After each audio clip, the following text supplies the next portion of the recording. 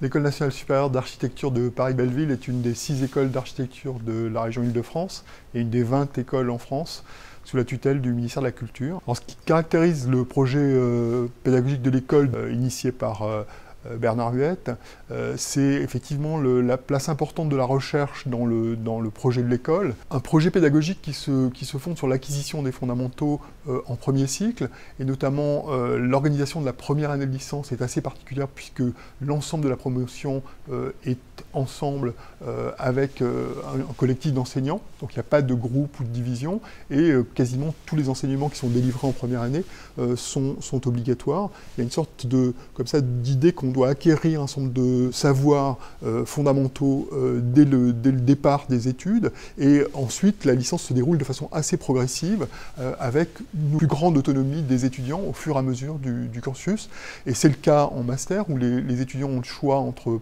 beaucoup de studios et des enseignements à option. Et ce qui caractérise le master de Belleville aussi par rapport à la plupart des écoles d'architecture en France, c'est qu'il n'est pas organisé en département. C'est un master généraliste. On considère que pour avoir le diplôme d'état d'architecte, on doit connaître un certain nombre de choses dans le domaine de l'urbanisme, de la construction, de la conception de logements ou d'équipements, et que donc il n'y a pas de spécialisation avant le diplôme d'état. L'école compte 1200 étudiants, et c'est une échelle qui je trouve est assez pertinente et efficace parce qu'elle permet une grande proximité entre les étudiants et les enseignants. Donc l'école, depuis sa création, s'est beaucoup impliquée à l'international, aussi bien en matière de recherche que de partenariat pédagogique ou d'échanges universitaires, soit d'étudiants, soit d'enseignants.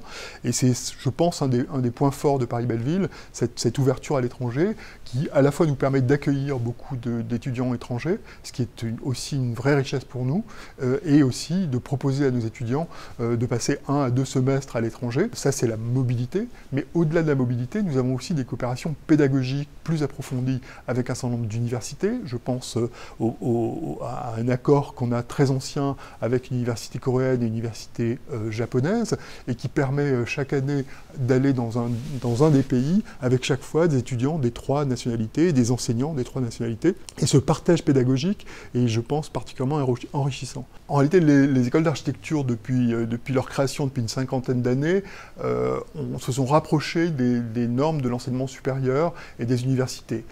C'est vrai avec l'adoption du système d'organisation des études en cycle licence, master, doctorat, et aussi la semestrialisation des études et le système européen de crédit. Ça a un avantage important pour les étudiants, c'est que ça leur permet d'avoir des équivalences avec n'importe quelle université européenne, et donc une reconnaissance de leur progression académique. Pour autant, les écoles d'architecture sont aussi des grandes écoles, des écoles professionnalisantes. Elles préparent à un métier donné, même s'il y a beaucoup de façons d'exercer l'architecture. Notre première mission, c'est de former des architectes. Nous avons un concours d'entrée qui est extrêmement sélectif, même si ce n'est pas au départ la volonté. Ça aussi, ça nous rapproche des grandes écoles.